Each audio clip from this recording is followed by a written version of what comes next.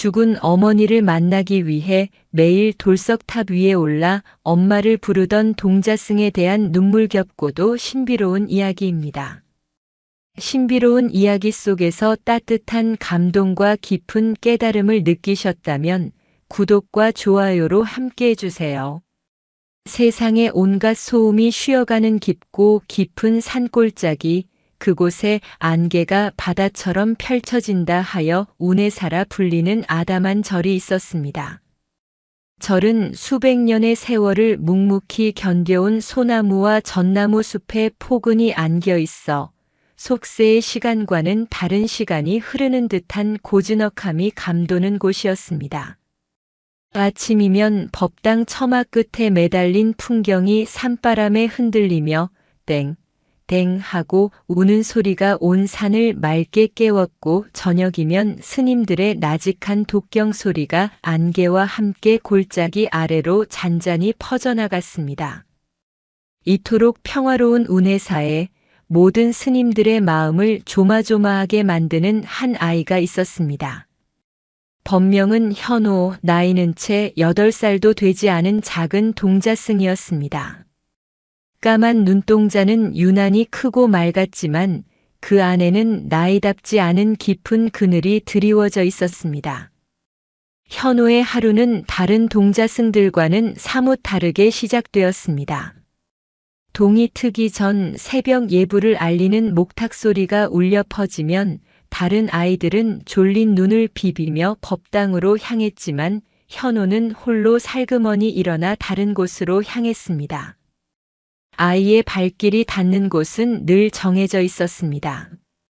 바로 절 마당 한가운데 하늘을 향해 삿대질하듯 우뚝 솟아있는 5층 석탑이었습니다. 그 탑은 운해사의 시작과 함께했다는 말이 전해질 정도로 오래된 탑이었습니다. 오랜 세월 비바람을 맞아 돌의 표면은 거뭇거뭇한 이끼와 세월의 흔적으로 뒤덮여 있었지만 그 기상만은 여전히 장엄하여 보는 이를 압도했습니다. 어른들도 감히 오를 엄두를 내지 못하는 그 높고 신성한 탑을 현호는 마치 제 집 안방을 오르내리듯 익숙하고 가벼운 몸놀림으로 올랐습니다. 녀석은 작은 손과 발로 돌 틈새를 야무지게 붙잡고 한치의 망설임도 없이 성큼성큼 위로 향했습니다. 그 모습은 위태롭기 짝이 없어 지켜보는 이의 간담을 서늘하게 만들었습니다. 마침내 탑의 가장 꼭대기인 5층 난간에 다다른 아이는 그 좁고 아슬아슬한 공간에 가만히 자리를 잡고 앉았습니다. 마치 높은 나뭇가지 끝에 둥지를 튼 작은 산새의 모습과도 같았습니다. 그렇게 세상에서 가장 높은 곳에 홀로 앉은 현호는 아무것도 하지 않았습니다. 때로는 두 눈을 지그시 감은 채 깊은 명상에 잠긴 듯 보였고, 때로는 저 멀리 넘실 때는 구름 바다와 겹겹이 이어진 산의 능선들을 하염없이 바라보았습니다. 거센 산바람이 불어와 아이의 헐렁한 회색 승복을 풍선처럼 부풀려 금방이라도 하늘로 날려보낼 듯, 흔들어도 호기심 많은 까치가 날아와 아이의 동그란 머리 위에 잠시 앉았다 푸드덕거리며 날아가도 현호는 꿈쩍도 하지 않았습니다. 마치 돌로 만들어진 작은 석상처럼, 혹은 이 세상 사람이 아닌 것처럼 그저 묵묵히 그 자리를 지킬 뿐이었습니다. 아이는 그 높은 곳에서 무엇을 보고 무엇을 듣고 무엇을 생각하는 것일까? 절의 스님들은 모두 그것을 궁금해했지만 누구 하나 속 시원한 답을 듣지는 못했습니다. 유난히 하늘이 높고 푸르렀던 어느 가을 아침, 운해사의 주지인 원영 스님은 마당에 낙엽을 쓸다가 또다시 탑 꼭대기에 올라앉은 현호의 모습을 발견했습니다. 스님은 손에 들고 있던 대빗자루를 기둥에 조용히 기대어 놓고는 깊은 한숨과 함께 탑 아래로 천천히 걸어갔습니다. 원영 스님은 인자한 눈매와 온화한 미소를 지녔지만 그 눈빛 속에는 세상의 모든 시름을 꿰뚫어 보는 듯한 깊은 지혜가 담겨 있었습니다. 바로 그 스님이 3년 전 절문 앞에 버려져 있던 현호를 처음 거두어들인 분이었습니다. 현호야. 스님의 나직하고 부드러운 목소리가 아침 공기를 타고 탑 위로 날아올라갔습니다. 한참 동안 아무런 대답이 없었습니다. 스님이 다시 한번 아이의 이름을 부르려던 순간 탑 꼭대기의 작은 머리가 천천히 움직여 아래를 내려다보았습니다. 아득히 높은 곳에서 내려다보는 아이의 얼굴은 너무나 작아 표정을 읽을 수 없었지만 스님은 아이의 까만 눈동자가 자신을 향하고 있음을 느낄 수 있었습니다. 얘야, 그리 위험한 곳에 매일같이 올라가면 어떡하느냐. 보는 늙은 스님의 가슴이 철렁 내려앉는 것 같구나. 어서 그만 내려오너라. 스님의 목소리에는 애정과 걱정이 듬뿍 담겨 있었습니다. 하지만 현호는 그저 고개만 가로저을 뿐 내려올 기미를 보이지 않았습니다. 원영 스님은 낙엽 타는 냄새가 섞인 가을 바람을 맞으며 다시 입을 열었습니다. 이번에는 조금 더 진지한 목소리였습니다. 대체 연유가 무엇이냐? 무엇 때문에 그리 높은 곳을 오르는 것이야?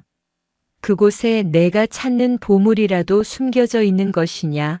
아니면 하늘의 신선이라도 만나고 싶은 것이냐? 이 늙은 스님에게라도 한번 말해주지 않으련? 스님의 간절한 물음에 현호는 한참 동안이나 말이 없었습니다. 침묵이 흐르는 동안 산새 우는 소리만이 유난히 크게 들려왔습니다.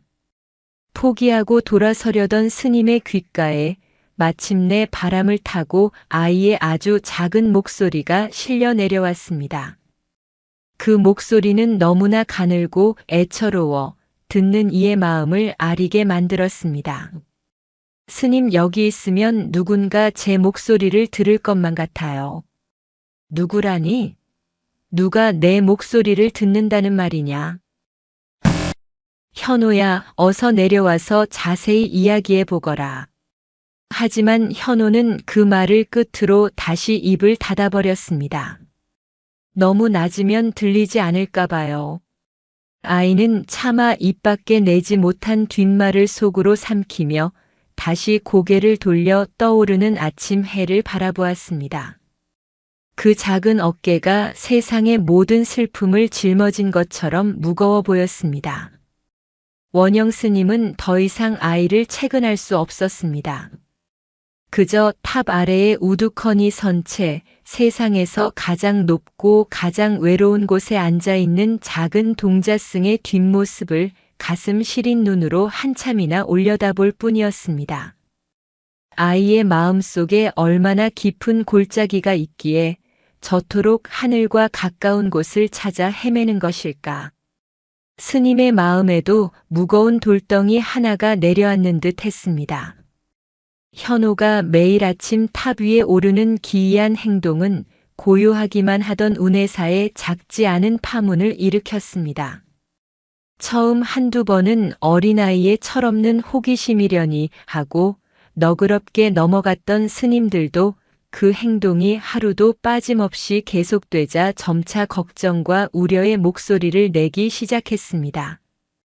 특히 아이의 안전 문제와 신성한 탑을 훼손하는 것에 대한 불만이 가장 컸습니다.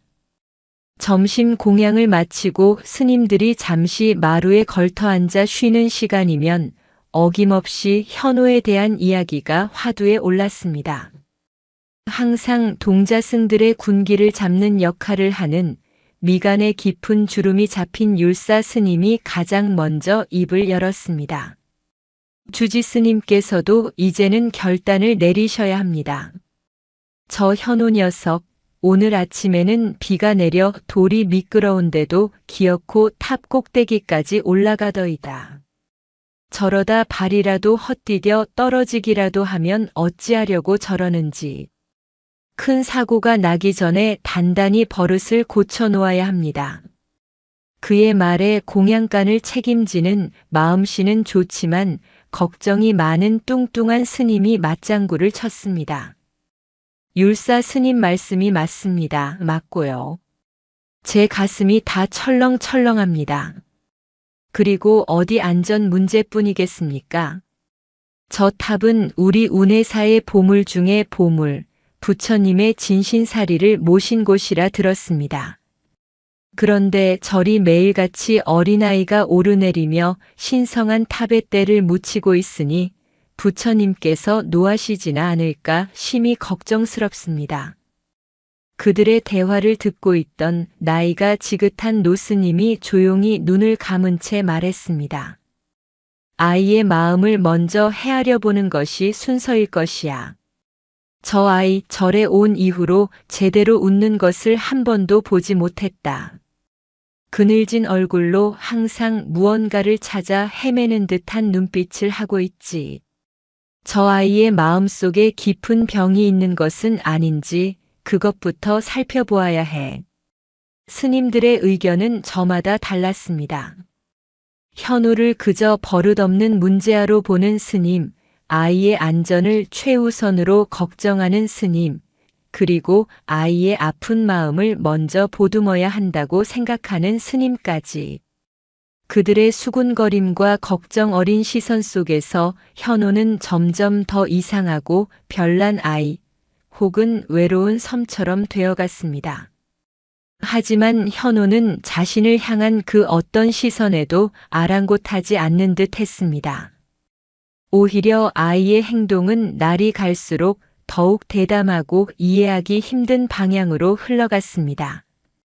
맑은 날은 물론이고 장대비가 퍼붓는 여름날에도 심지어는 천둥과 번개가 내리치는 밤에도 아이는 홀연히 사라져 탑 위에 올라가 앉아있곤 했습니다. 흠뻑 젖어 덜덜 떠는 모습으로 발견될 때면 스님들은 아이를 혼내기보다 그 처절한 모습에 말을 잃고 가슴을 쳐야만 했습니다. 그러던 어느 해 겨울, 운해사에는 수십 년 만에 가장 혹독한 추위와 폭설이 찾아왔습니다. 밤새 내린 눈은 어른의 허리 높이까지 쌓여 절은 세상과 완전히 단절된 하얀 섬이 되었습니다. 금방이라도 지붕을 날려버릴 듯한 칼바람이 산 전체를 울부짖으며 지나갔습니다. 이런 날은 장정도 문밖 출입을 삼가는 법이었습니다. 그런데 그날 새벽 모두가 깊은 잠에 빠져 있을 시간, 원영 스님은 불길한 예감에 잠을 이루지 못하고 창밖을 내다보고 있었습니다. 휘몰아치는 눈보라 속에서 세상은 한치 앞도 분간하기 어려웠습니다. 바로 그때 스님의 눈에 믿을 수 없는 광경이 들어왔습니다. 세차게 흔들리는 나뭇가지들 너머로 희미하게 보이는 5층 석탑 꼭대기에 아주 작은 검은 점 하나가 보였습니다. 현우였습니다. 아이는 마치 설산의 바위에 뿌리 내린 작은 소나무처럼 온몸으로 눈보라를 맞으며 꼿꼿하게 앉아 있었습니다. 거센 바람이 아이의 작은 몸을 사정없이 흔들어댔고 금방이라도 허공으로 날아가 버릴 듯 위태로워 보였습니다. 현우야, 이 무슨 짓이냐? 어서 내려오너라, 어서. 원영 스님은 자신도 모르게 소리를 질렀습니다. 그러나 스님의 애타는 고함은 미친 듯이 울부짖는 바람 소리에 허무하게 묻혀버렸습니다. 스님은 심장이 얼어붙는 것 같았습니다. 당장이라도 달려가 아이를 끌어내리고 싶었지만 무릎까지 차오르는 눈을 헤치고 저 미끄러운 탑을 오르는 것은 불가능한 일이었습니다. 스님은 그저 발을 동동 구르며 부처님께 아이의 무사만을 간절히 빌 뿐이었습니다. 얼마나 시간이 흘렀을까? 애타는 마음으로 탑 꼭대기를 지켜보던 원영 스님의 눈에 문득 현우의 모습이 조금은 다르게 보이기 시작했습니다. 아이는 추위와 공포에 떨고 있는 것이 아니었습니다. 오히려 더없이 평온하고 고요한 얼굴로 두 손을 가슴 앞에 가지런히 모으고 있었습니다. 그리고 그 작은 입술은 무언가를 끊임없이 그리고 간절하게 속삭이고 있었습니다. 비록 그 소리는 들리지 않았지만 원영 스님은 직감할 수 있었습니다. 아이는 지금 기도를 하고 있다는 것을.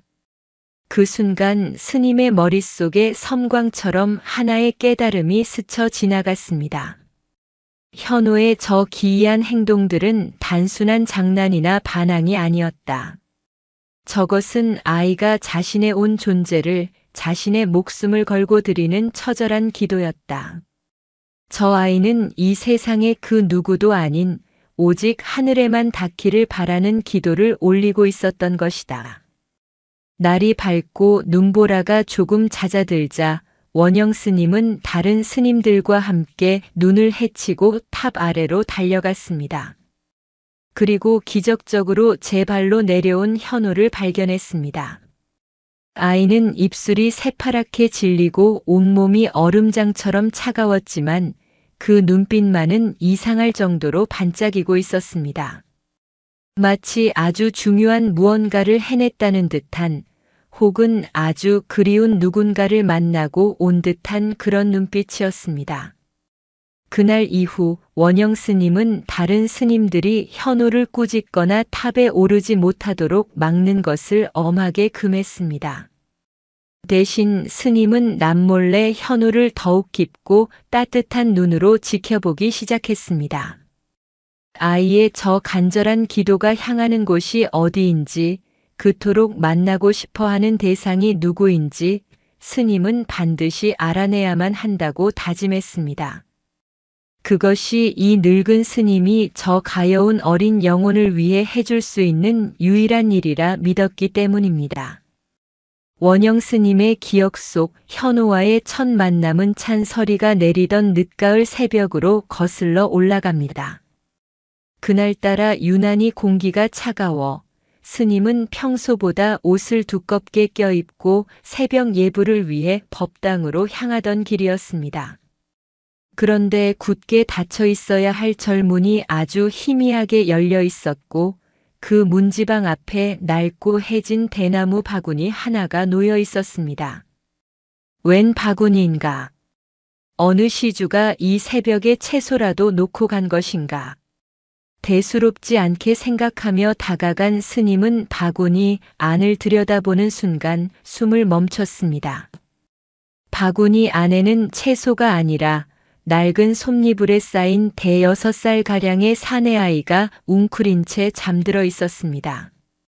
추위에 볼과 입술은 파랗게 질려 있었지만 다행히 숨은 고르게 쉬고 있었습니다. 아이를 버리고 간 부모는 얼마나 마음이 찢어졌을까. 바구니 안에는 아이의 이름이나 사연을 적은 쪽지 한 장 들어있지 않았습니다. 마치 세상에 처음부터 없었던 아이인 것처럼 그 어떤 흔적도 없이 그저 덩그러니 놓여 있었습니다. 다만 원영 스님의 마음을 오래도록 아프게 한 것은 아이의 작고 앙상한 손목에 채워져 있던 낡은 끈 팔찌였습니다. 그것은 오래되어 반질반질해진 염주알 하나를 정확히 반으로 쪼개어 그 단면에 작은 구멍을 뚫고 붉은 실로 엮어 만든 조잡한 팔찌였습니다. 아마도 아이의 어미가 자신의 염주를 쪼개어 세상에 홀로 남겨질 아이에게 자신의 반쪽을 남겨준 것이리라.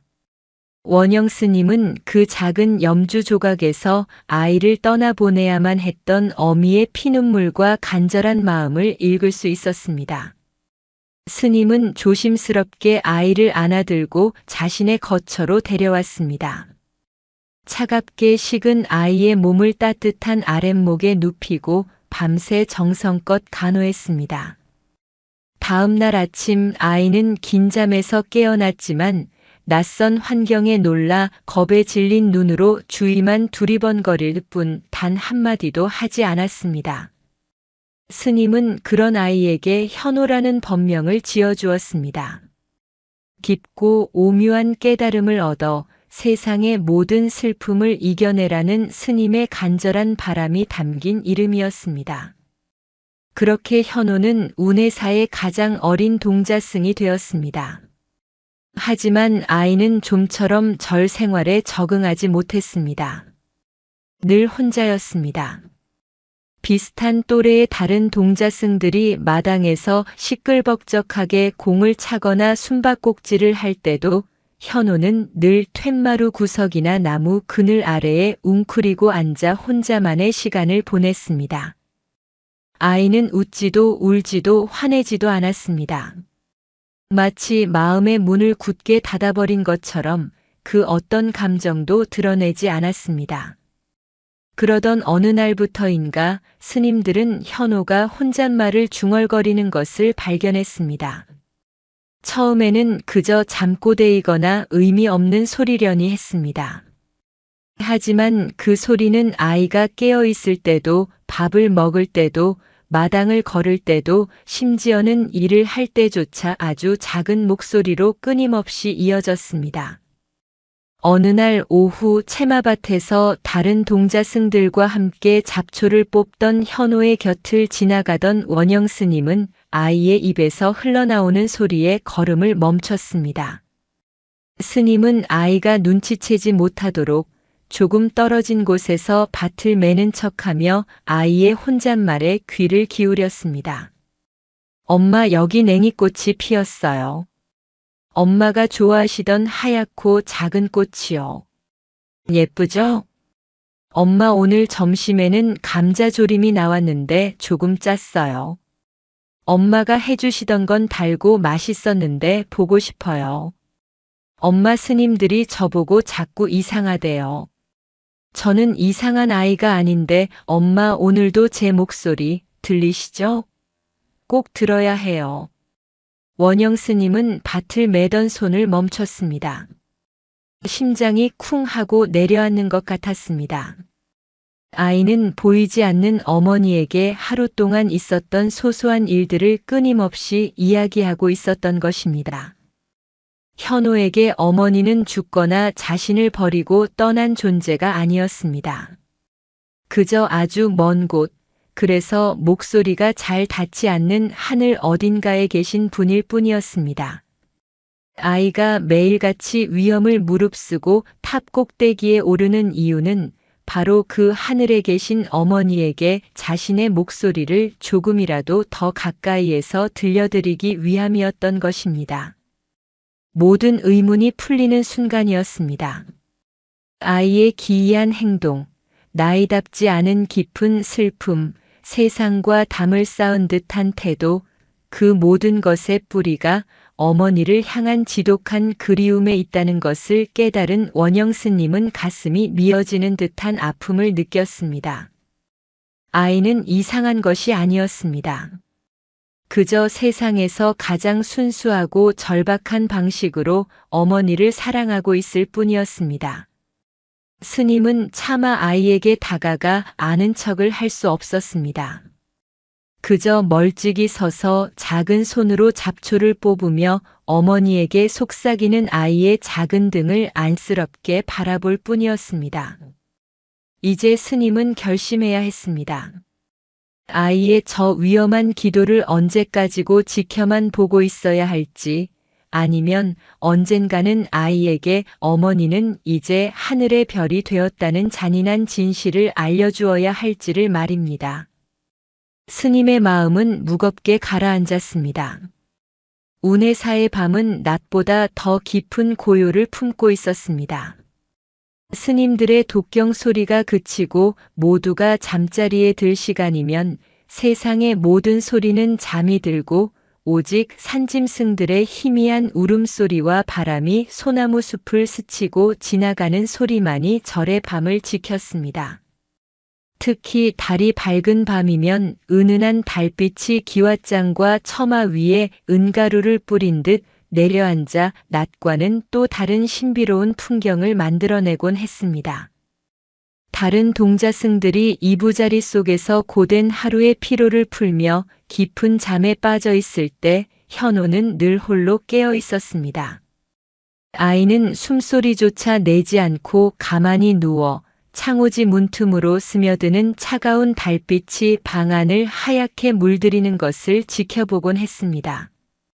그리고 마침내 절 전체가 깊은 잠의 바다에 빠져들었다고 생각될 때 현호는 이불 속에서 조용히 몸을 일으켰습니다.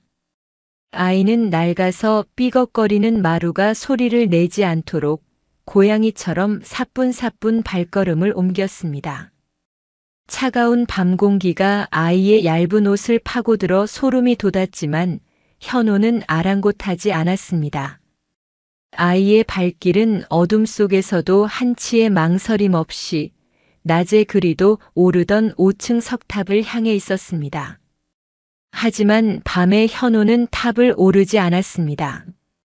대신 탑 바로 아래 차갑고 단단한 기단 위에 조심스럽게 무릎을 꿇었습니다. 그리고는 두 손을 가슴 앞에 공손히 모으고 고개를 깊이 숙였습니다. 아이의 작은 등은 달빛 아래 너무나도 외롭고 가녀려 보였습니다. 그 모습은 마치 길을 잃은 어린 사슴이 어미를 찾아 애타게 기도하는 것 같았습니다. 얼마나 지났을까 아이의 작은 입술이 마침내 열리고 아무도 듣지 못할 만큼 작은 목소리가 새어나오기 시작했습니다. 부처님, 자비로우신 부처님. 여기 현호가 왔습니다. 아이의 목소리는 밤이슬에 젖어 살짝 떨리고 있었습니다. 부처님, 제게는 딱 한 가지 소원이 있습니다. 다른 것은 아무것도 바라지 않습니다. 그저 제 목소리가 저 높은 하늘까지 아주 먼 곳까지 닿게만 해주세요. 제 목소리가 너무 작아서 바람에 흩어져 버릴까봐, 구름에 가려 보이지 않을까봐, 그래서 매일 밤 무섭습니다. 부디 제 기도가 길을 잃지 않도록 도와주세요, 부처님. 아이의 기도는 거기서 그치지 않았습니다. 현호는 마치 하루 동안의 일을 어머니께 고하듯 조곤조곤 이야기를 이어갔습니다. 엄마, 오늘 주지스님께서 제 머리를 쓰다듬어 주셨어요. 스님의 손이 엄마 손처럼 따뜻했어요. 그래도 저는 엄마 손이 더 좋아요. 그리고요, 오늘 공양 때 제가 싫어하는 시금치가 나왔는데 꼭 참고 다 먹었어요. 다른 스님들이 저보고 기특하다고 하셨어요. 엄마도 지금 보고 계시죠? 저 잘하고 있죠? 참, 어제는요, 다른 동자들이랑 숨바꼭질을 했는데 제가 술래였어요. 그런데 아무도 못 찾아서 제가 졌어요. 괜찮아요. 저는 원래 숨는 것보다 찾는 게 더 어려워요. 엄마는 어디에 숨어 계신 거예요? 제가 이렇게 매일 찾는데 제가 아직 너무 작아서 잘 못 찾는 거죠? 제가 얼른 커서 엄마를 꼭 찾아낼게요. 아이의 목소리는 애써 씩씩한 척했지만 그 끝은 미세하게 떨리고 있었습니다. 눈물이 금방이라도 터져 나올 것 같았지만 현호는 입술을 꾹 깨물고 눈물을 참아냈습니다. 울면 엄마가 걱정하실 거라 믿었기 때문입니다. 그렇게 한참 동안 기도를 올리던 바로 그 순간이었습니다. 어디선가 아주 맑고 청아한 소리가 들려왔습니다. 딸랑. 그것은 풍경 소리가 아니었습니다. 바람 소리도 아니었습니다. 마치 아주 작은 옥구슬이 은쟁반에 떨어지는 듯한 신비롭고도 맑은 종소리였습니다. 소리는 바로 머리 위 현호가 무릎 꿇고 있는 석탑의 가장 꼭대기에서 들려오는 것이 분명했습니다. 하지만 그 높은 곳에는 종이 달려있지도 않았고 이 깊은 밤에 그곳에 올라가 종을 울릴 사람도 없었습니다. 현호는 깜짝 놀라 고개를 들었습니다. 아이의 커다란 눈이 휘둥그레졌습니다. 아이는 숨을 죽이고 다시 귀를 기울였습니다. 그러자 다시 한번 조금 전보다 더 분명하게 그 소리가 들려왔습니다. 딸랑 하고 또 한 번. 그것은 환청이 아니었습니다. 그 신비로운 종소리를 듣는 순간 현호의 얼굴에 드리워져 있던 깊은 슬픔과 불안의 그늘이 거짓말처럼 걷혔습니다. 그리고 그 자리에 해맑고 순수한 미소가 환하게 피어올랐습니다. 아이는 더 이상 춥지도 무섭지도 외롭지도 않았습니다. 엄마다, 엄마가 듣고 계시다. 현호는 그 소리가 하늘에 계신 어머니의 대답이라고 굳게 믿었습니다.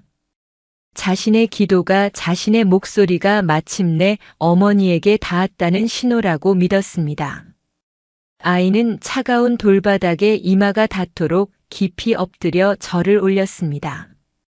뜨거운 눈물이 아이의 뺨을 타고 흘러 차가운 돌 위로 뚝뚝 떨어졌지만 그것은 슬픔의 눈물이 아니었습니다. 기쁨과 감사 그리고 안도의 눈물이었습니다. 그날 이후 현호의 밤 기도는 하루도 거르지 않고 계속되었습니다. 그리고 아이가 간절한 마음으로 어머니를 부를 때마다 탑 꼭대기에서는 어김없이 그 신비로운 종소리가 한두 번씩 울려 퍼지곤 했습니다. 그 소리는 오직 현호의 귀에만 들리는 기적이었습니다. 아이는 그 작은 기적에 의지해 어머니가 없는 힘겨운 하루하루를 버텨내고 있었습니다. 현호가 매일 밤 탑 아래에서 홀로 기도를 올리기 시작한 지 여러 달이 지났습니다. 아이의 얼굴은 예전보다 조금 밝아진 듯 했지만 원영 스님의 마음은 날이 갈수록 무거워졌습니다. 아이가 밤마다 몰래 숙소를 빠져나가는 것을 스님은 이미 알고 있었습니다.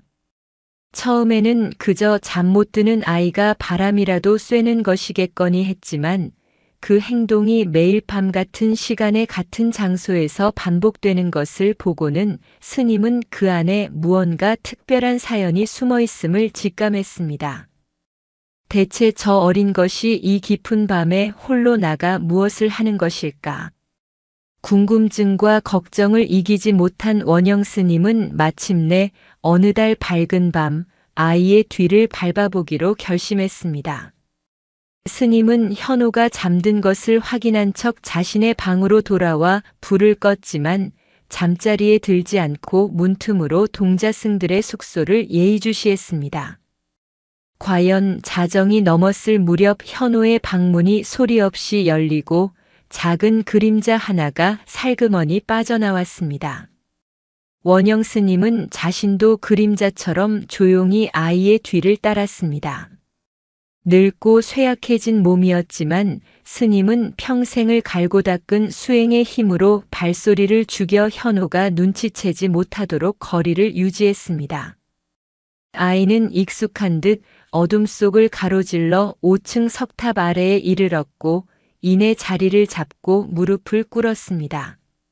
스님은 조금 떨어진 커다란 법당 기둥 뒤에 몸을 숨기고 숨을 죽인 채 아이의 행동을 지켜보았습니다. 달빛이 고요하게 내려앉은 탑 아래 무릎을 꿇고 앉은 현호의 모습은 너무나도 작고 애처로웠습니다. 아이는 한참 동안 고개를 숙이고 있다가 이내 아주 작은 목소리로 기도를 시작했습니다.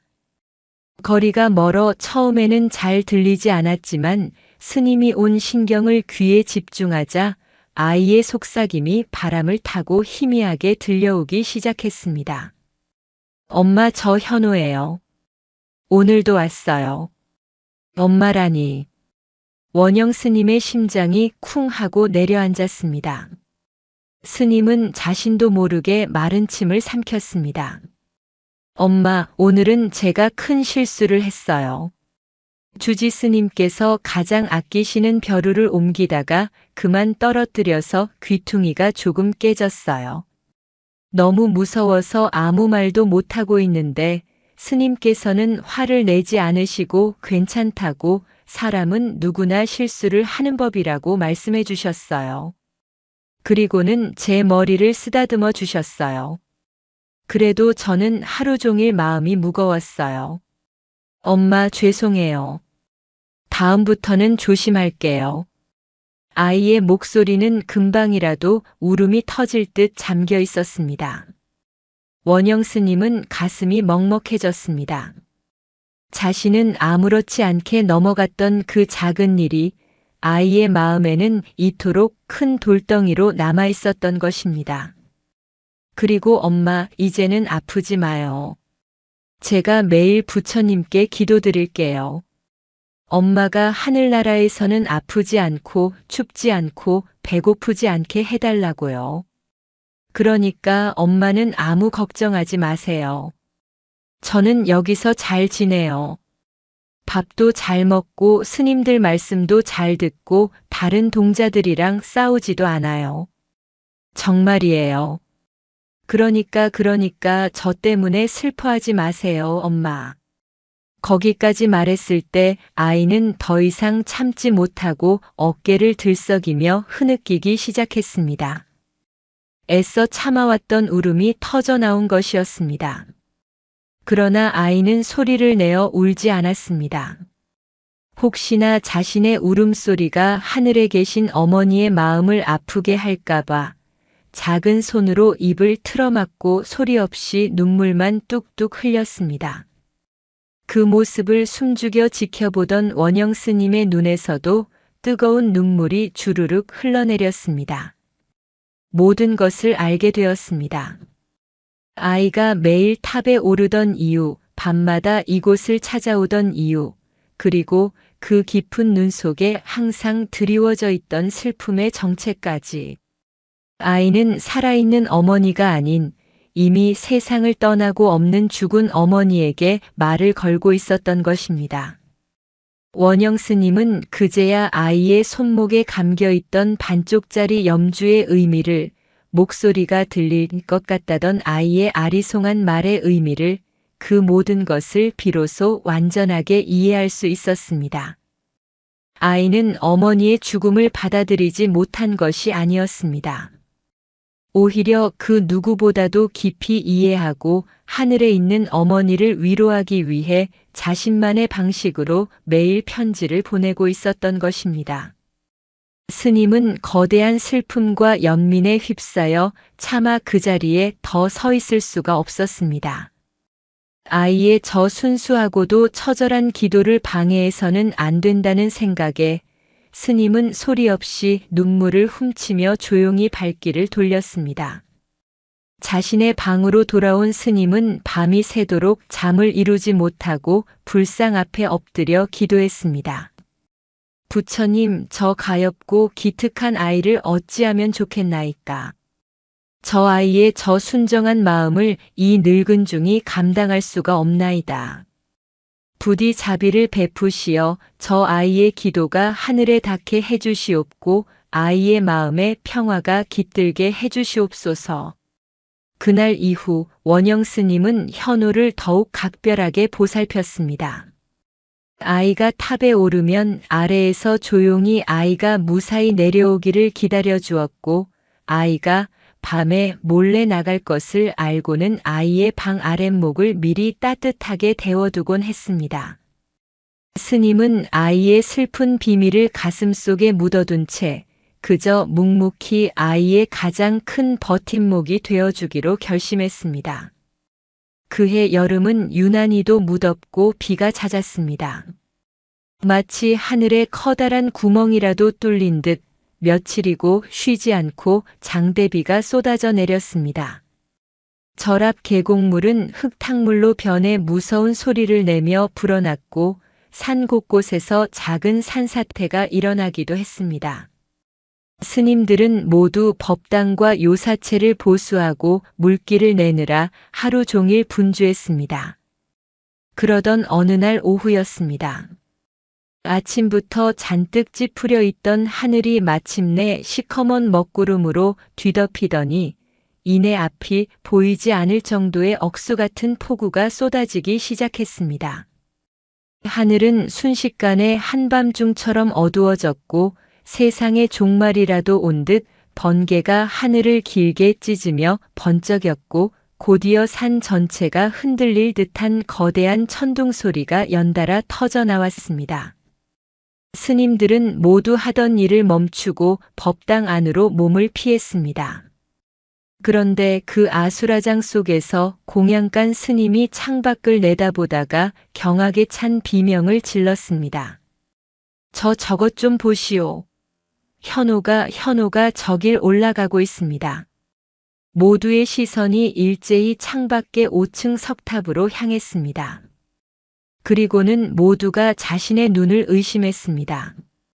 그 미친 듯이 몰아치는 비바람 속에서 작은 다람쥐 같은 현호가 젖은 몸으로 위태롭게 탑을 오르고 있었던 것입니다. 번개가 번쩍일 때마다 드러나는 아이의 모습은 금방이라도 거센 빗줄기에 휩쓸려 떨어질 듯 아슬아슬했습니다. 현호야, 이 미련한 녀석아, 당장 내려오지 못하겠느냐? 거기 있다가는 벼락이라도 맞겠다. 어서 내려오너라. 원영 스님을 비롯한 모든 스님들이 법당 밖으로 뛰쳐나가 탑을 향해 애타게 소리쳤습니다. 빗줄기는 사정없이 그들의 얼굴을 때렸고 고함 소리는 거대한 천둥 소리에 묻혀 제대로 전달되지도 않았습니다. 하지만 아이는 스님들의 외침을 듣지 못하는 것인지 아니면 듣고도 못 들은 채 하는 것인지 멈추지 않고 계속해서 위로 올라갔습니다. 마침내 탑 꼭대기에 다다른 아이는 비틀거리며 난간에 자리를 잡고 앉았습니다. 그리고는 하늘을 향해 무언가를 다급하게 외치기 시작했습니다. 현호야, 제발, 거기 너무 위험하다. 어서 내려오너라. 원영 스님이 거의 울부짖듯 소리쳤습니다. 그러자 아이는 처음으로 고개를 돌려 스님들을 내려다보았습니다. 흠뻑 젖은 아이의 얼굴은 빗물인지 눈물인지 모를 것으로 범벅이 되어 있었습니다. 아이는 필사적으로 소리쳤습니다. 그 목소리는 빗소리와 천둥 소리를 뚫고 기적처럼 스님들의 귓가에 와서 박혔습니다. 안 돼요, 스님. 오늘은 꼭 말씀드려야만 해요. 오늘은 아주 중요한 날이란 말이에요. 그 말이 무슨 뜻인지 스님들이 미처 생각하기도 전이었습니다. 콰르르르릉. 번쩍. 바로 그 순간 하늘을 가르던 거대한 섬광 하나가 마치 분노한 용의 발톱처럼 정확히 5층 석탑의 가장 꼭대기를 향해 내리꽂혔습니다. 눈앞이 하얗게 변하고 귀가 먹먹해지는 거대한 굉음과 함께였습니다. 스님들은 모두 너무 놀라 본능적으로 땅에 엎드렸습니다.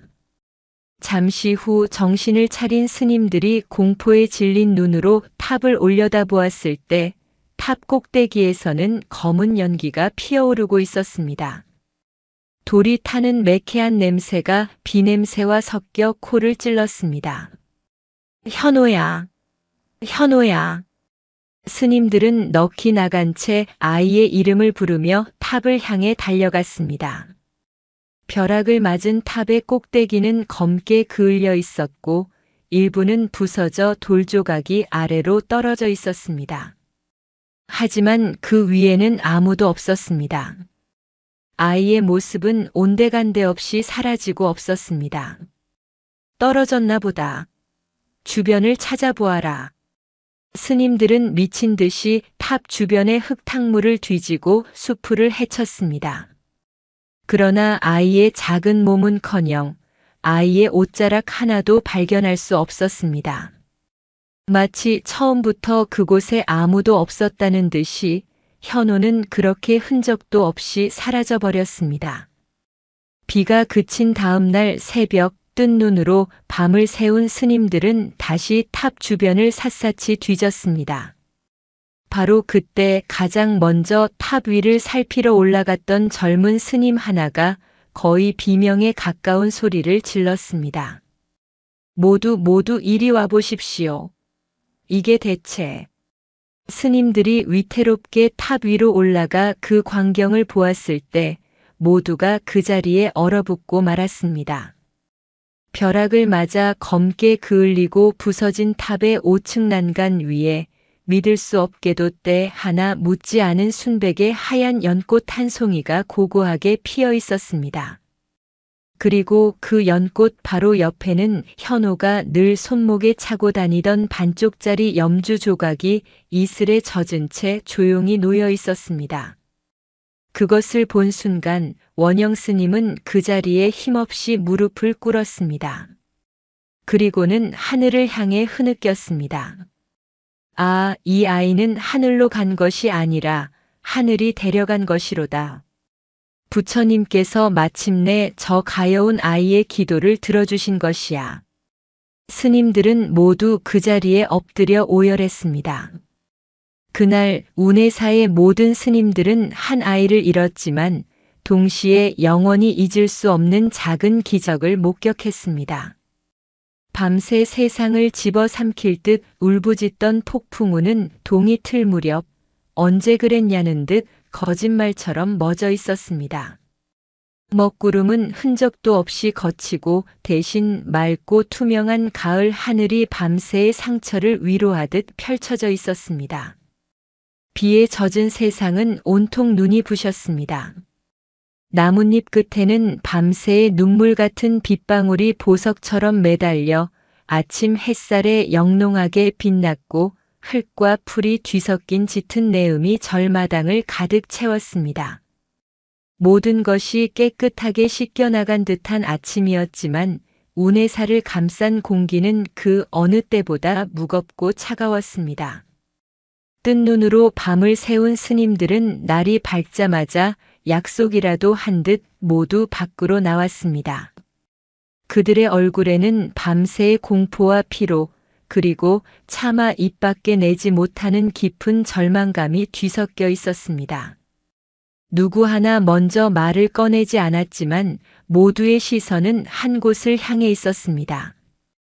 바로 벼락을 맞아 꼭대기가 검게 그을린 채 상처 입은 모습으로 서 있는 5층 석탑이었습니다. 그리고 그 탑 어딘가에 있을 혹은 이제는 없을지도 모르는 작은 아이 현호였습니다. 찾아보아야 한다. 원영 스님의 갈라진 목소리가 무거운 새벽의 정적을 깼습니다. 그 말을 신호로 스님들은 일제히 흩어지기 시작했습니다. 현호야, 현호야 어디 있느냐? 스님들의 애타는 목소리가 절 곳곳으로 퍼져나갔습니다. 어떤 스님들은 탑 주변의 진흙탕을 손으로 헤집으며 아이의 흔적을 찾았습니다. 어떤 스님들은 간밤의 폭우로 불어난 계곡으로 달려가 물가를 샅샅이 뒤졌고 또 다른 스님들은 혹시나 아이가 비를 피해 숨었을까 싶어 법당 뒤편의 장작더미와 낡은 광까지 절의 구석구석을 이잡듯 뒤졌습니다. 그러나 아이는 어디에도 없었습니다. 아이의 작은 발자국 하나, 찢어진 옷자락 한 올조차 발견할 수 없었습니다. 마치 어젯밤의 그 끔찍한 광경이 모두 꿈이었던 것처럼 현호는 세상에서 증발해버린 듯 했습니다. 시간이 흐를수록 스님들의 얼굴에서는 희망의 빛이 서서히 사라져갔습니다. 애타게 부르던 목소리는 점점 기운을 잃고 그들의 발걸음은 천근만근처럼 무거워졌습니다. 해가 중천에 떴을 무렵 기진맥진한 스님들이 하나둘씩 탑 아래로 모여들었습니다. 모두가 고개를 숙인 채 아무 말도 하지 못했습니다. 그때 가장 젊은 스님 하나가 결심한 듯 입을 열었습니다. 아무래도 탑 위를 확인해 보아야 할 것 같습니다. 혹시라도 거기에. 차마 뒷말을 잇지 못했지만 모두가 그 말의 의미를 알았습니다. 밤새의 폭우와 벼락으로 인해 탑의 돌들은 미끄럽고 일부는 부서져 내려 오르는 것 자체가 목숨을 거는 위험한 일이었습니다. 하지만 확인하지 않고서는 그 누구도 이 참담한 상황을 받아들일 수 없었습니다. 결국 가장 몸이 날랜 젊은 스님 2명이 위태롭게 탑을 오르기 시작했습니다. 아래에 남은 스님들은 차마 그 모습을 바로 보지 못하고 두 손을 모아 부처님께 기도드릴 뿐이었습니다. 얼마나 지났을까 마침내 탑 꼭대기에 다다른 스님 하나가 아래를 향해 무언가 소리쳤지만 너무 높아 그 내용이 제대로 들리지 않았습니다. 잠시 후 탑을 올랐던 스님들이 넋이 나간 듯한 표정으로 비틀거리며 내려왔습니다. 그들의 손에는 무언가가 조심스럽게 들려 있었습니다. 원영 스님과 다른 스님들이 달려가 그들이 가져온 것을 보았을 때 모두가 그 자리에 숨을 멈추고 얼어붙고 말았습니다. 젊은 스님의 손바닥 위에는 믿을 수 없는 두 가지가 놓여 있었습니다. 하나는 밤새의 그 끔찍한 벼락과 폭풍우 속에서 피어났다고는 도저히 믿기지 않는 티끌 하나 없이 순결하고 아름다운 하얀 연꽃 한 송이였습니다. 마치 방금 연못에서 꺾어온 것처럼 생생하고 향기로웠습니다. 그리고 다른 하나는 너무나도 익숙한 물건이었습니다. 바로 현호가 단 하루도 손목에서 뺀 적이 없었던 낡은 염주를 반으로 쪼개어 만든 붉은 실팔찌였습니다. 이슬에 젖은 염주 조각은 마치 눈물을 흘리는 아이의 눈동자처럼 보였습니다. 벼락을 맞아 검게 그을리고 부서진 돌무더기 위, 그 끔찍한 참상의 현장에 이토록 성스럽고 아름다운 연꽃과 아이의 유품이 함께 있었다는 사실을 그 누구도 이성적으로 받아들일 수 없었습니다. 그것은 현실의 법칙을 뛰어넘는 너무나도 슬프고도 기이한 광경이었습니다. 그것을 본 순간 평생을 수행하며 그 어떤 일에도 평정심을 잃지 않았던 원영 스님의 두 다리가 힘없이 꺾였습니다. 스님은 그 자리에 무릎을 꿇고 주저앉았습니다. 그리고는 텅 빈 하늘을 향해 고개를 젖히고 깊은 오열을 터뜨렸습니다. 그것은 단순한 슬픔의 눈물이 아니었습니다. 거대한 진실 앞에서 한 인간이 느낄 수 있는 경외와 참담함, 그리고 아이에 대한 미안함이 뒤섞인 통곡이었습니다. 아, 이 아이는 하늘로 간 것이 아니었구나. 하늘이 저 아이를 데려간 것이야. 저 순수하고 맑은 영혼을 이 험한 세상에 더 둘 수 없어. 부처님께서 친히 거두어 가신 것이로단. 원영 스님의 울음소리를 시작으로 다른 스님들도 모두 그 자리에 엎드려 소리내어 울기 시작했습니다. 그들의 울음소리는 운해사 골짜기를 가득 메우고 맑게 갠 가을 하늘로 한없이 퍼져나갔습니다. 그날 운해사는 가장 작고 어렸던 한 동자승을 잃었습니다. 그러나 동시에 절의 모든 스님들은 평생 잊을 수 없는 가장 크고 슬픈 기적을 목격했습니다. 현호가 사라진 후 운해사에는 깊고 무거운 침묵이 내려앉았습니다. 아이의 맑은 웃음소리도 탑 위를 오르내리던 위태로운 모습도 밤마다 탑 아래에서 들려오던 작은 기도 소리도 모두 사라졌습니다. 아이의 빈자리는 생각보다 훨씬 컸고 그 공허함은 스님들의 마음을 서늘하게 파고들었습니다. 스님들은 현호의 이야기를 입에 올리는 것을 암묵적으로 금기시했습니다. 그것은 서로의 아픈 상처를 건드리지 않으려는 배려이자 그 기이하고 슬픈 사건을 감당하기 위한 그들만의 방식이었습니다. 그렇게 몇 번의 계절이 흐르고 현호의 이름이 조금씩 모두의 기억 속에서 옅어져 갈 무렵이었습니다. 운해사에는 이상하고 신비로운 일들이 하나둘씩 일어나기 시작했습니다. 그해 겨울은 유난히 춥고 길었습니다. 식량 창고는 바닥을 드러내기 시작했고 매서운 추위에 나이든 스님 몇 분이 심한 기침병을 앓으며 자리에 눕게 되었습니다.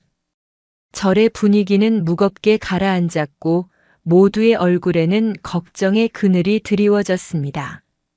원영 스님은 그날 밤 아픈 스님들을 위해 법당에서 밤늦도록 기도를 올리고 있었습니다. 고요한 법당에 스님의 독경 소리만이 낮게 울려 퍼지던 그때였습니다.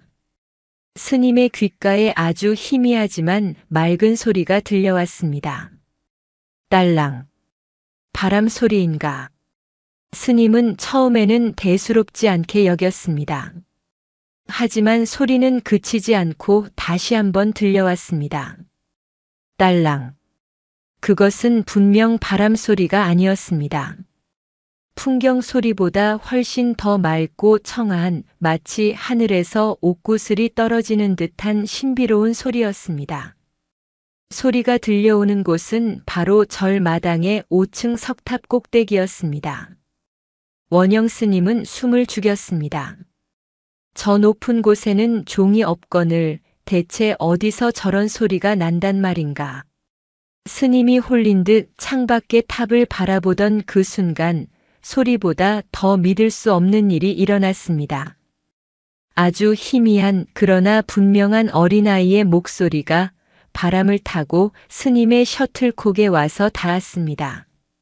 스님들 들리세요? 오늘도 제가 기도할게요. 아프지 마세요. 배고프지 마세요. 원영 스님은 심장이 멎는 듯한 충격을 받았습니다. 그 목소리는 틀림없는 현호의 목소리였습니다. 스님은 벌떡 일어나 창가로 달려갔습니다. 하지만 칠흑 같은 어둠 속의 탑 위에는 아무것도 보이지 않았습니다. 그저 차가운 겨울 바람만이 스님의 뺨을 스치고 지나갈 뿐이었습니다. 내가 헛것을 들은 것인가? 현호가 너무나 그리워 헛된 환영을 본 것이란 말인가? 스님은 혼란스러운 마음으로 밤을 지새웠습니다. 그런데 다음 날 아침 기적 같은 일이 일어났습니다. 밤새 죽을 듯이 기침을 하던 노스님들의 병세가 거짓말처럼 한순간에 호전된 것이었습니다.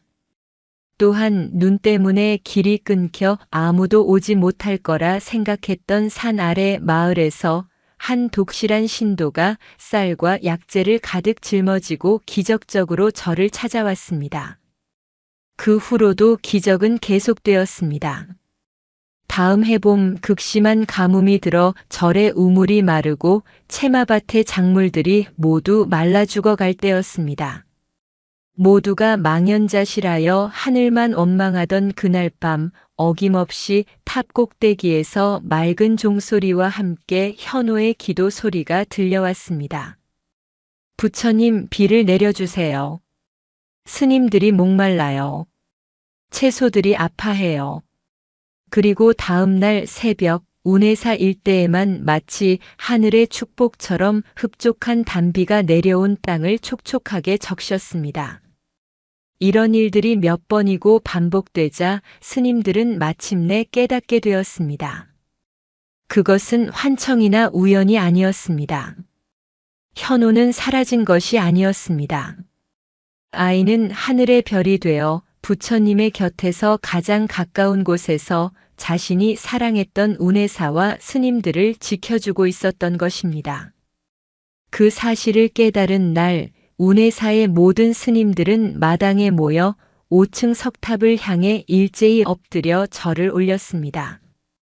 그들의 마음속에는 더 이상 현호에 대한 슬픔이나 미안함은 남아있지 않았습니다. 대신 아이의 그 넓고 깊은 사랑에 대한 감사와 경외심만이 가득했습니다. 현호야, 이 어리석은 스님들을 용서하거라. 고맙구나, 현호야, 내가 우리 모두를 지켜주고 있었구나. 그날 이후 운해사의 스님들에게 5층 석탑은 부처님의 진신사리를 모신 성스러운 곳이자 동시에 한 작은 동자승의 따뜻한 마음이 영원히 머무는 세상에서 가장 자비로운 등대 같은 존재가 되었습니다.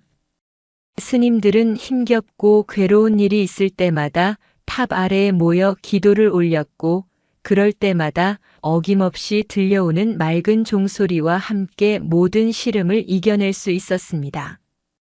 현호가 하늘의 이슬이 되어 사라진 후로 수십 년이라는 아주 긴 세월이 흘렀습니다. 강산이 몇 번이고 변하는 동안 운해사의 스님들도 하나둘씩 세상을 떠나거나 늙어갔습니다. 현우를 기억하는 스님들은 이제 몇 남지 않았고 그날의 기적은 절에 새로 들어온 젊은 스님들 사이에서 아득한 전설처럼 이야기될 뿐이었습니다. 원영 스님 역시 세월의 무게를 이기지 못하고 90을 훌쩍 넘긴 노승이 되었습니다. 한때 깊은 연못처럼 맑았던 그의 눈은 흐려졌고 인자했던 얼굴에는 검버섯이 가득 피어났습니다. 스님은 자신의 마지막이 가까워졌음을 직감하고 어느 날 오후 자신의 방으로 모든 제자들을 조용히 불러 모았습니다. 스님의 방 안에는 무거운 침묵이 흘렀습니다.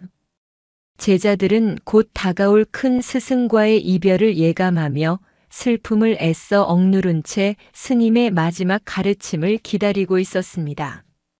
원영 스님은 앙상한 손을 들어 제자들을 가까이 오게 한 뒤 아주 희미하지만 맑은 음성으로 입을 열었습니다. 모두 가까이 오너라. 내가 떠나기 전에 너희에게 꼭 해줄 이야기가 있다. 그것은 이 운해사에 아주 오래전부터 내려오는 전설에 관한 이야기이자 이 늙은 스님이 평생을 가슴에 품고 살아온 진실에 관한 이야기이다. 제자들은 숨을 죽이고 스님의 입술을 바라보았습니다. 너희들도 모두 들었을 것이다.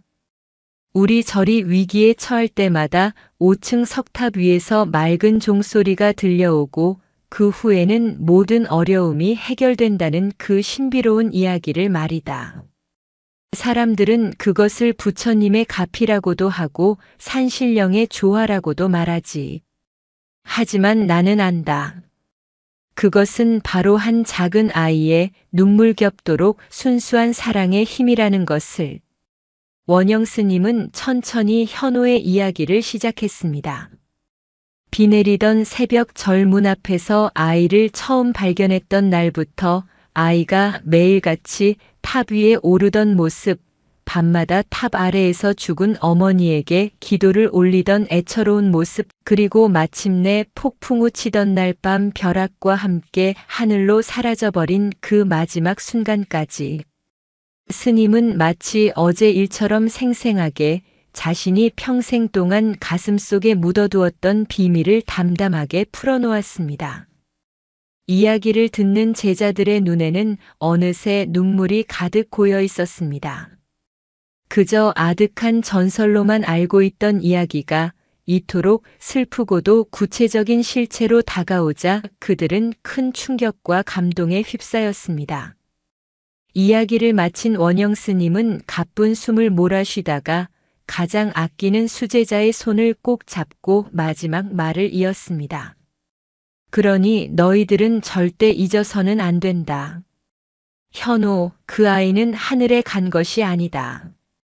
그 아이는 이 운해사의 작은 부처가 되어 지금도 우리 곁에서 이 절을 그리고 우리 모두를 묵묵히 지켜주고 있는 것이다. 스님은 잠시 말을 멈추고 창밖의 5층 석탑을 아련한 눈으로 바라보았습니다. 그리고는 아주 평온한 미소를 지으며 그의 인생을 관통했던 가장 큰 깨달음을 덧붙였습니다. 탑 위는 말이다 그저 높은 곳이 아니었다. 그곳은 그 어린아이가 이 땅의 슬픔과 저 하늘의 그리움을 잇던 세상에서 가장 성스럽고도 아름다운 자리였느니라. 그 말을 끝으로 원영 스님은 평생의 무거운 짐을 모두 내려놓은 듯 조용히 눈을 감았습니다. 스님의 얼굴에는 깊은 평화와 함께 마침내 그리운 제자를 만나러 간다는 안도감이 어려 있었습니다. 스님의 마지막 고백은 제자들의 가슴에 깊이 새겨져 운해사의 전설을 영원히 살아 숨쉬게 하는 또 하나의 기적이 되었습니다. 원영 스님마저 세상을 떠난 후 현우의 이야기는 운해사에서 더 이상 비밀이 아닌 공식적인 역사가 되었습니다. 스님들은 현우의 기일이 되면 탑 아래에 모여 아이를 위한 기도를 올렸고 저를 찾는 신도들에게 한 작은 동자승의 슬프고도 위대한 사랑 이야기를 들려주곤 했습니다. 이야기는 사람들의 입을 통해 퍼져나가 운에 사는 아픔과 그리움을 간직한 이들이 찾아와 위로를 받는 치유의 공간이 되었습니다. 그리고 지금도 운해사에 가면 아주 가끔 신비로운 현상을 목격했다는 사람들이 나타나곤 합니다. 주로 비가 내린 다음 날 혹은 새벽 안개가 자욱하게 낀 아침에 그런 일이 일어난다고 합니다. 안개가 이불처럼 절 마당을 뒤덮은 고요한 새벽, 아직 동이 트기 전 희미한 여명 속에서 5층 석탑을 올려다보면 그 꼭대기에 아주 희미하게 작은 동자승의 형체가 앉아있는 모습을 볼 수 있다는 것입니다. 그 작은 동자승은 고요히 두 손을 모으고 얼굴에는 더없이 평온한 미소를 짓고 있다고 합니다. 그 모습을 보고 있으면 세상의 모든 근심과 걱정이 눈 녹듯 사라지는 듯한 평화로움을 느끼게 된다고 합니다. 그리고 아침 햇살이 안개를 걷어내며 탑 위를 비추는 순간 그 작은 형체는 마치 아침 이슬처럼 흔적도 없이 사라져 버린다고 합니다. 그것을 본 사람이든 보지 못한 사람이든 운해사를 찾는 모든 이들이 공통적으로 목격하는 기적이 하나 더 있습니다. 바로 탑 아래에 늘 피어있는 한 송이의 연꽃입니다. 누가 가져다 놓는 것도 아닌데 사계절 내내 시드는 법 없이 탑의 기단 위에는 늘 방금 피어난 듯한 하얀 연꽃 한 송이가 놓여 있다고 합니다. 그리고 아주 드물게 마음이 맑은 사람의 눈에만 보인다는 마지막 기적이 있습니다. 아침 이슬이 그 연꽃의 넓은 잎사귀 위에 영롱하게 맺혀 있을 때 그 이슬방울들이 햇살을 받아 반짝이며 아주 잠시 동안 한 줄의 문구를 만들어낸다는 것입니다. 그 문구는 마치 하늘에 있는 어머니에게 보내는 아이의 변치 않는 편지처럼 보입니다. 엄마, 저는 여전히 여기에 있어요. 부처님 품 안에서 오늘도 기도드려요. 그 글자는 이내 햇살에 녹아 사라지지만 그 글을 본 사람의 마음속에는 영원히 지워지지 않는 따뜻한 사랑의 온기가 남는다고 합니다. 그렇게 현우는 세월이 흘러도 변치 않는 영원한 동자승이 되어 자신의 가장 아픈 상처였던 그리움을 온 세상을 향한 자비로운 기도로 승화시키며 지금도 운해사의 탑 위에서 우리 모두를 지켜주고 있는 것입니다. 세상에서 가장 위대한 기도는 한 아이의 어머니를 향한 순수하고 간절한 사랑에서 비롯됩니다. 진정한 사랑은 죽음조차 갈라놓을 수 없으며 그리움은 하늘과 땅을 잇는 가장 튼튼한 다리가 됩니다. 가장 깊은 상처를 지닌 사람이 오히려 다른 이의 아픔을 보듬는 가장 따뜻한 마음을 가질 수 있습니다. 우리가 잃어버렸다고 생각하는 소중한 존재는 사라진 것이 아니라 가장 가까운 곳에서 우리를 지키는 수호천사가 됩니다. 진정한 깨달음은 어려운 경전이 아닌 한 아이의 눈물겨운 기도 속에 담겨 있음을 잊지 말아야 합니다.